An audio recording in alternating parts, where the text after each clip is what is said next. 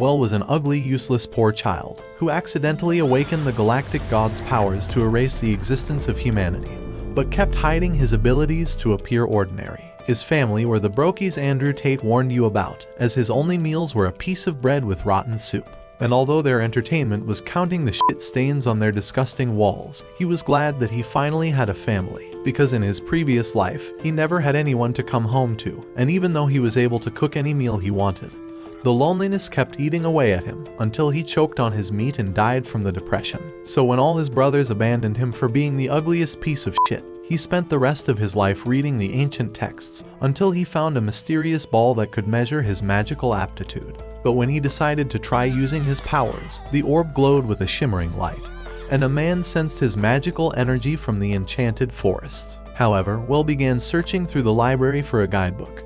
But when his disgusting father appeared, he told him to stop being useless and collect firewood from the forest. So when he arrived, he tried channeling his inner mana to release his ultimate ability.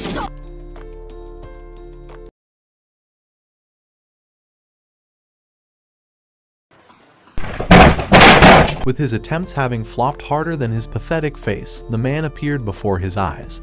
But when he realized Well was afraid, he threw his stick away, introducing himself as a magician. However, the magical weight within the stick pulled down a rock, but when they stared down from the cliff, they realized it fell on top of a boar. Just as it noticed them, the beast began charging up the mountain. But as Well tried running away, the man told him to picture his wind magic, and to circulate the mana through his body. So just before he was crushed, Well released a burst of mana, but as the boar shrugged it off, the man told Well that he just used his first magical spell. However, when the beast charged again, he propelled a strong wind that sent it flying through the trees, before revealing that his name was Alfred Reincarnated, and told Well that he would turn him into the greatest magician of their continent. The next day, Well realized they were having cream for breakfast, but when he wondered if this shit was a post-meal, his mother said they had nothing else to eat. So after he returned to the forest, Well realized it was starting to feel more like home, but noticed Alfred's magical pouch. When Alfred began saying that he wanted to pass his magic on to him, he activated his mana and manipulated the wind to levitate the stick, before revealing that he was going to make Well his disciple, but warned him to keep it a secret, as his powers would spark a succession war with his brothers. So he took Well's hands, but as he noticed they were cold as ice, Alfred told him to imagine mana circulating through their bodies. As he began to picture it, their combined mana released a colorful energy around them. So Alfred told him that he was special, because even though he was ugly, he would surpass his magical abilities. Meanwhile at the house, Richard found the crystal ball. But when the disgusting loser Kurt wondered what was wrong, Richard explained that the ball was moved. As he remembered Well had been in the library, he wondered if the ugly kid was hoping to have aptitude for magic. But they began laughing at how useless he was. All the while, Well was starting to grasp fire magic. But when Alfred wondered how he was able to learn it within a few days, Well noticed his basket, revealing that it contained mountain vegetables. Alfred told him that he could take it to his family, and said it would help him avoid suspicion. That night at his home, his family was excited to eat some veggies instead of the shit they're used to choking down. But Kurt realized Well was going to be a threat. The next day, while Alfred was teaching Well to use advanced wind magic, he told him to sense the vibrations in the air around him. But when the nuisance sensed a bird, he threw down a rock. Drawing in his mana, Well released it into the air, manipulating the wind to propel the rock, until it knocked down the bird. The only way he learned how to master control of his magic was by spending hours practicing, while playing the sponsor of today's video that isn't an ugly, worthless failure in 2 lifetimes like Well's disgusting face. Damn! A few minutes later, they began eating grilled meat, but as Alfred warned him to never go deep inside the forest, he said it was filled with monsters that could end his life. However, when Well remembered that Kurt had been spying on him, he began wondering how he could get him off his tail. But Alfred told him that the loser must have discovered he could use magic. With Well starting to freak out, Alfred wondered if he was willing to become the next lord. But Well told him that he couldn't stand Kurt's ugly face. However, when he revealed that he wasn't sure what to do with his worthless life, Alfred suggested he become an adventurer, and said the whole world was waiting for him.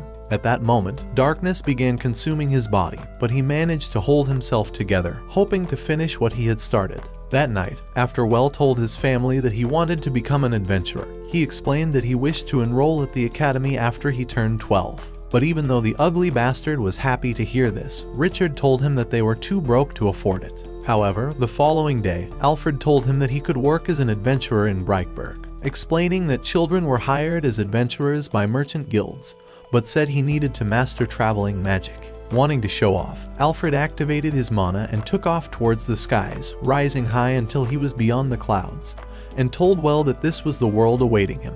However, that night, the darkness returned to consume him, and Alfred realized he ran out of time. So a few days later, he told Well that their training was coming to an end. But as Well wondered why it was so sudden, seeing as he only started practicing flight magic, Alfred told him to practice on his own. That night, while having dinner, Richard began saying that a whispering dead was spotted in the woods, an undead that retained its cognitive powers, but was always cold as ice, with skin pale as a corpse. At that moment, Well realized Alfred perfectly matched that description. But Richard continued by saying that the undead would eventually become a zombie that feasts on people. As these words scared the shit out of him, Well headed into the forest, but lost control as he crashed down. However, Alfred appeared before his eyes, wondering why he came, but Well began saying that a monster was inside the forest, and asked him to run to his home. With his attempt being as useless as his face, Alfred decided to confess that he was the Whispering Dead. And even though Well wouldn't accept that as the truth, Alfred told him that it happened 5 years ago. The Duke's son had contracted a deadly illness, forcing them to invade the enchanted forest for a cure. But when their army was outnumbered by monsters, even he was overwhelmed after running out of mana. However, he managed to live on because he had a strong desire to pass on his knowledge to a disciple. So he told Well that he was happy when he sensed his presence. Wanting to give him a final test, Alfred asked that he purge him, and said he would teach him holy magic.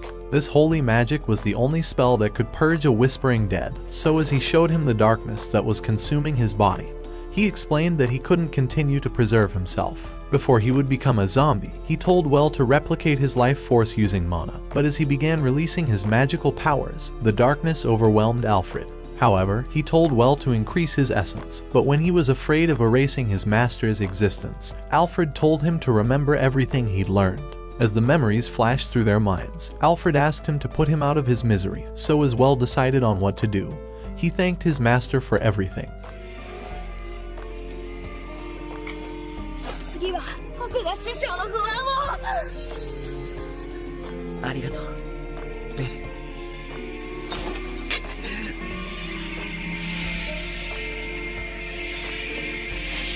いい魔法だ。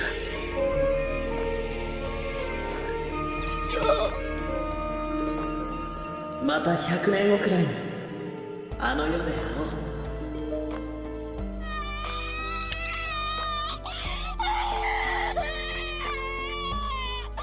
With his master's final words instructing him to do his best and do it smartly, Well thought he knew just what to do. So a few years later, he began heading to the capital, and as he waved his family goodbye, he knew he was about to start a new life and change his world forever. After he arrived at the academy, the students started introducing themselves, but Well wondered how he would cope after being in solitude all his life. Having never communicated with anyone his age, he thought all his classmates would outcast him, but as the teacher told him to introduce himself, his happy-go-lucky ass tried putting energy into every single word. And as all the students began staring at him, he realized he was clapped harder than his worthless face. But the teacher decided to explain the curriculum for the scholarship class. After Well received a party registration form, the teacher announced that they would begin training in parties from next month, but told them to decide on who will be joining up with them. Just as Well heard these words, he realized he needed to find a group, but knew no one would want his pathetic ass. Later at the cafeteria, Well realized that the other students were staying away from him, but Lena and Louise were secretly watching him. They had heard that his magic power was already on par with top-class adventurers, and a boy told them that even the magic instructor couldn't figure out anything to teach him.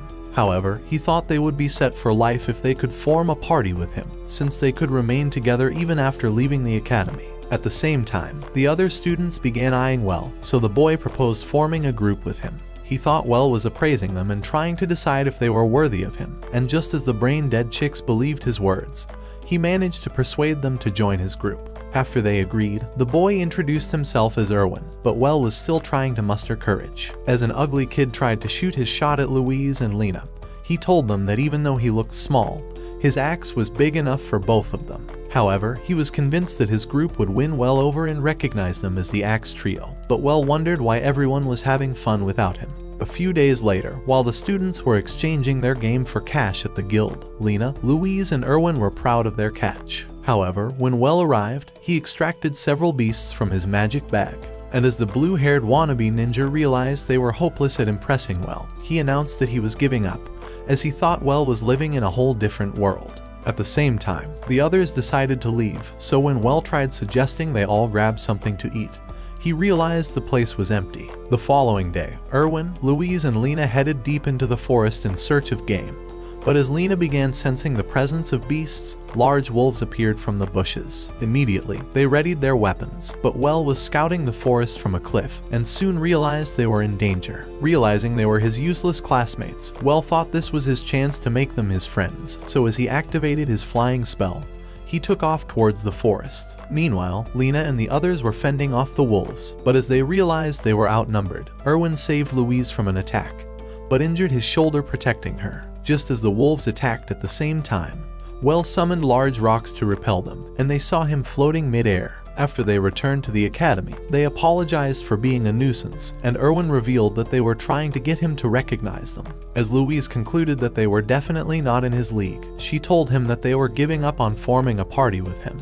But Lena wished she could see his sword even once. At that moment, the teacher entered the room and told them that they were all being invited to a garden party hosted by the Duke of Bleichroder. However, after they arrived at the party, the Duke ignored all of their worthless faces and went on to introduce himself to Well, saying that his name was Amadeus. As he explained that he intended to speak with him privately, Well asked that Erwin, Louise, and Lena come along as his party members, but the trio were stunned by this. After they arrived inside, Amadeus introduced an older man as his court magician, and the man told him that his name was Brantak. As Amadeus began saying that he was Alfred's teacher, he explained that he was also a talented user of tracking magic. So Brantag revealed that he knew Alfred was a whispering dead, but said his presence disappeared 2 years ago. He was curious to know if Alfred passed on after fulfilling his wish to teach his magic to someone, and having recognized Well's immense magic power, he noticed he was carrying Alfred's magic bag. As he asked Well if he was really Alfred's disciple, Well confessed that he was, so Brantag wondered what his final moments were like. Recalling the memory, Well revealed that he purged him before he became a zombie, so Brantag thanked him for allowing Alfred to pass on peacefully. As Well revealed that the magic bag contained the supplies for the expedition into the enchanted forest, he told them that he had been wanting to return it. That evening, after the party was over, Well rushed to join Erwin and the girls, so as he explained that he was handing over the supplies, Lena told him that they didn't deserve to be in a party with him. As Erwin admitted that they intended to use him to improve their lives, Well revealed that he was also using them, and wondered if they ever looked in the mirror. He told them that he intentionally dragged them along because he didn't wish to go alone with the Duke, but as he admitted that he really wanted to be in their group, he said they were his only hope to not die a virgin again. Right then, Amadeus and Brantag showed up, and as the Duke told Well that his reward for returning the supplies was to get 20% of its value, he told him that he would be sending 1,000 gold coins to him. Realizing it was estimated at $100 million, Well screamed at the discovery, but Brantag went on to tell him that he would be inheriting Alfred's estate. A few weeks later, while Well and his friends were sailing through the sky to attend a wedding ceremony, Louise appeared in a flashy dress. As she went on to say that all the nobles would try to employ her once they spotted her, Well told her that the only thing they would get her was mouthwash. Emotional damage! Just as the loudmouth tried to walk, she tripped, but discovered that Erwin was in a far worse state, as the crybaby began saying that he was afraid the airship would fall. However, Brantag soon appeared, revealing that the magic airship couldn't fall out of the sky. But at that moment, thick clouds began gathering around their ship, and all of them were scared the ship would fall out of the sky.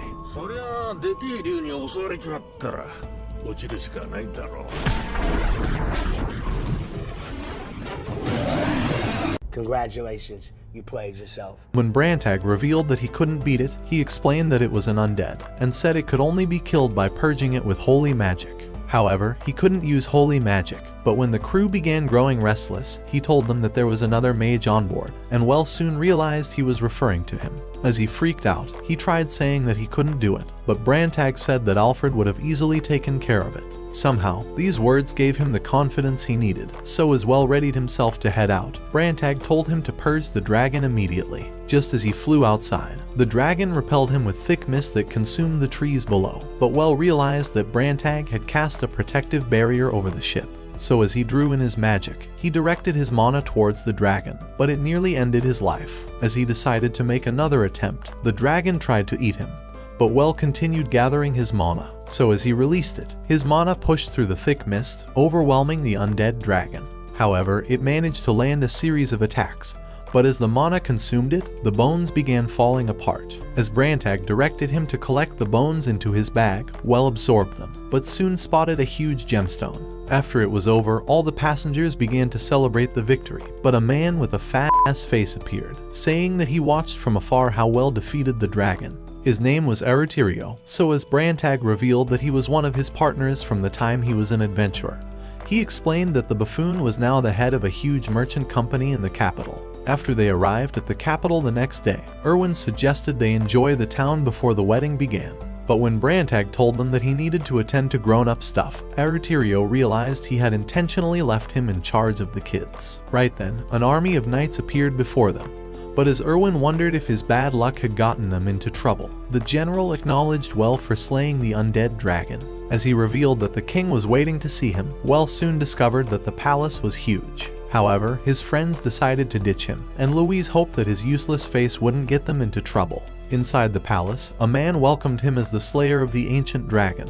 But after he paid his respect, the king granted him the 6th rank of baronet, so Well recited a pledge he had previously memorized. A few minutes later, 2 shameless morons began screaming that Well should receive 100,000 coins for his dragon bones, while the other said he deserved 200,000 coins. However, a man named Hohenheim suggested a compromise of 150,000 coins, explaining that Well was the center of attention in the capital. He thought their pointless argument was only an embarrassment to the king. So as he managed to shut them up, Eritirio revealed that the useless old man was actually trying to bring him under the church's influence, but said the others also had their own motive. That evening, after they left the palace,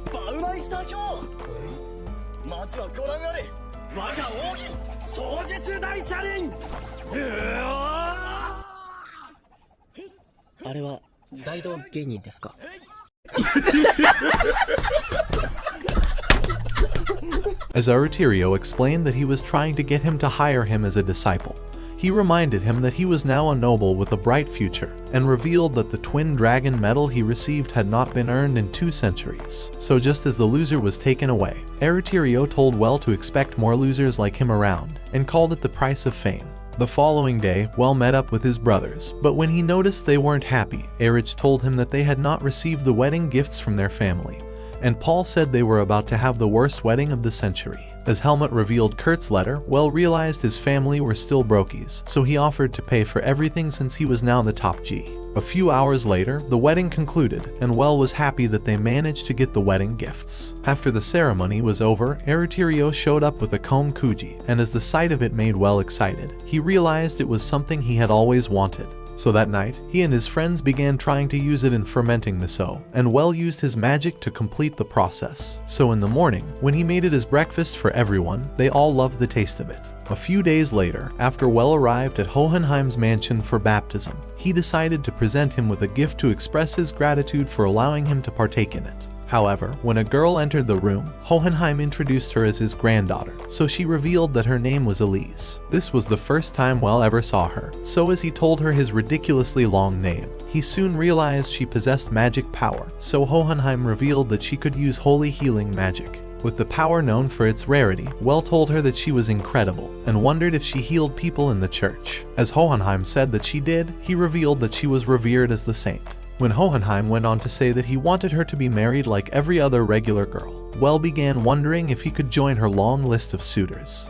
It was at this moment that he knew. He fucked up. When Well tried explaining that he was only fucking around, he realized that he really did fuck himself, but at least Elise would be the one doing all the fuck. The next day, after he explained what happened to his friends, Erwin thought he was the toppest of the top G's for getting engaged to the saint, and Louise told him that the girl was perfect for him. However, Well was disappointed that he got engaged so fast, having always wanted a harem of chicks for himself, but tried explaining that he barely knew the girl. When Lena told him that it was the same with everyone, Henrik revealed that everyone else met their wives on the day they wedded, but the discovery left Well speechless. A few hours later, after he was disguised as a creepy clown, he noticed everyone was staring at his haunted face. So when he wondered why he was given a crappy-ass disguise, Erwin explained that it was the only way to keep him unnoticed. When they began heading towards the market, Well noticed the spear loser he earlier ran into, but as he was afraid that the weirdo would recognize him, the moron actually did. He told Well that he remembered his teeth, but when he tried asking the buffoon to not reveal his identity, everyone soon noticed and began asking to be made his disciple.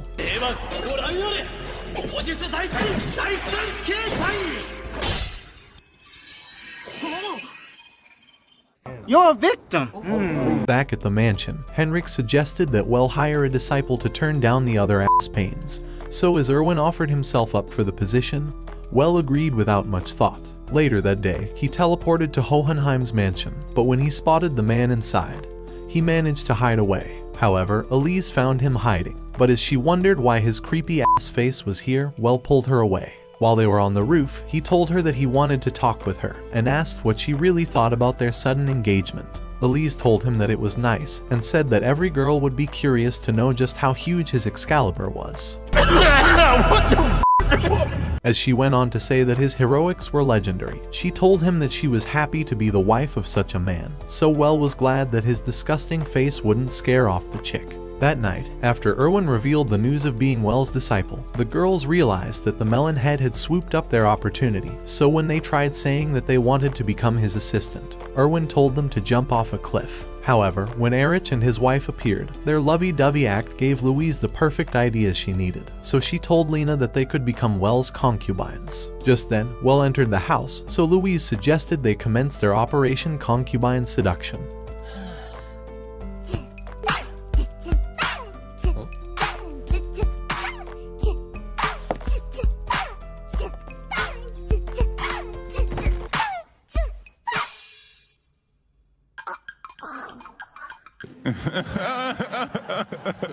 The following night, Well took Elise to a jewelry store, knowing he needed to get his chick an engagement ring. But when he asked how much they were, the clerk told him that they cost about 50 gold coins. Knowing it was estimated at 20 grand, Well wondered why they looked so attractive yet unrefined.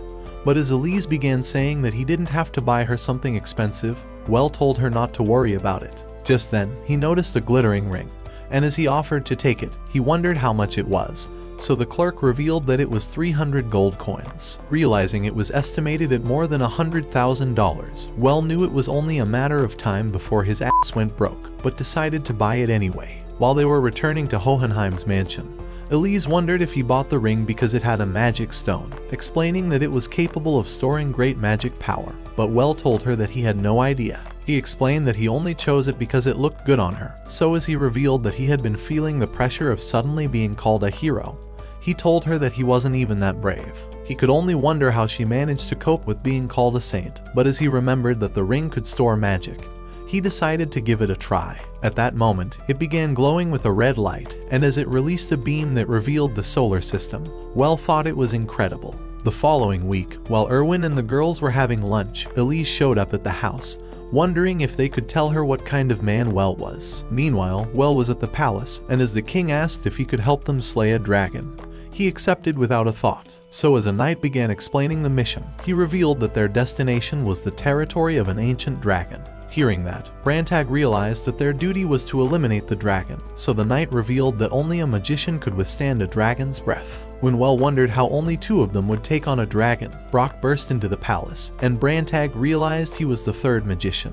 As Brock spotted Well, he recognized him as the hero who slew the bone dragon, but his huge hand nearly tore down Well's shoulder. As he bowed before the king, he told him that they would set off immediately, but as he began oozing with a flaming aura, Well wondered if he was truly a magician or a misplaced wrestler. Brantag affirmed that he was the palace magician, and revealed that his name was Armstrong, but everyone called him Brock. As they flew towards the dragon territory, Well noticed that the muscle brain was fast, but Brock revealed that they were heading to the military garrison on the border. At the same time, Henrik was telling Wells' friends that he had left to slay a dragon. But when Lena wondered if he went solo, Henrik told her that he formed a temporary army. Right then, they started hearing a loser's voice from outside the gates, and as they discovered it was the same spear buffoon. Louise wondered if they would be a part of Wells' army. Henrik said that they would, and revealed that Erwin would be temporarily in charge of them until Well returned. Hearing those words, Erwin began freaking out and said he couldn't take command, but Lena told him to suck it up, while Louise told him that no one expected anything from his sorry ass anyway. Damn! However, by the following day, Erwin managed to lead them into battle. But while the sun was still coming up, Brantag, Well and Brock arrived at the dragon's den, so as Brock screamed for the battle to begin, the dragon emerged outside. Its roar made Well scream in fear, but Brock began casting magic armor spells, boosting his strength with full armor. Just as he launched towards the dragon, he managed to knock it on the head, so as Well realized his spell converted magic power into physical objects. Brantag explained that its defensive strength was greater than a magic barrier. So as Brock flung the dragon into the ground, Well began gathering his mana, but Brantag told him that Brock would soon run out of magic power. However, he managed to fling the dragon again, and as he told Well to end it, he released his mana and overwhelmed the beast. After it was killed, Brantag told Well to collect its body, so as he absorbed it into his magic bag. Brantag told him that he could make a fortune selling the dragon's parts. However, when Well began thinking it was over, Brock told him that the battle was only just beginning. But when Well wondered if their next enemies were weaker, Brantag told him that they had the numbers advantage. Outside the battle zone, Elise and other nurses were treating injured soldiers, but as they were running out of magic, Elise decided to help out. However, more wounded soldiers continued to appear, and as they revealed that the front line was chaotic, they admitted that they were only holding out because of the mages. By the next day, the tents were filled up with more wounded soldiers, but as Elise was beginning to run out of magic, she decided to use the magic stored inside her ring. By the time it was dark, she was completely exhausted. But when a nameless loser found her, he told her that she was lucky to get engaged to Well. When Elise wondered if he was safe, he told her that he was, and revealed that Well was fighting on the front line, calling him a true hero. As more days passed, Elise was totally drained, and even her ring soon ran out of magic, but she asked for medical tools to continue treating the soldier. Just then, a knight announced that the troops were returning from the front line, and revealed that they won. But as another appeared, saying that Well was injured and needed treatment, Elise began rushing to find him. However, she discovered that he was perfectly fine, and as she was relieved to see him, her exhaustion made her pass out. When she woke up a few hours later, Well told her that he heard stories about her on the front line, and as he said that all the soldiers admired her as the saint, he told her that he couldn't wait to be baptized in her juice. What do you mean by that? After they returned to the mansion, they began trying to redecorate the place, but when Elise arrived, Louise wondered why the bitch was determined to take their man away, and thought it was the end of their Operation Concubine Seduction. However, when Elise decided to ask Well if he was engaged to both of them, Well wondered if she wanted him to have concubines. When she told him that it was perfectly normal, Louise and Lena realized their opportunity, and announced their intention to marry him, so as Well agreed, he knew deep down that he was f***ed. A few weeks later, Helmut also married into a knightdom, but Paul told Well that they were only getting a wife because every girl wished to become his relative. Without his influence, he thought none of them would ever get a girl, and told him that he needed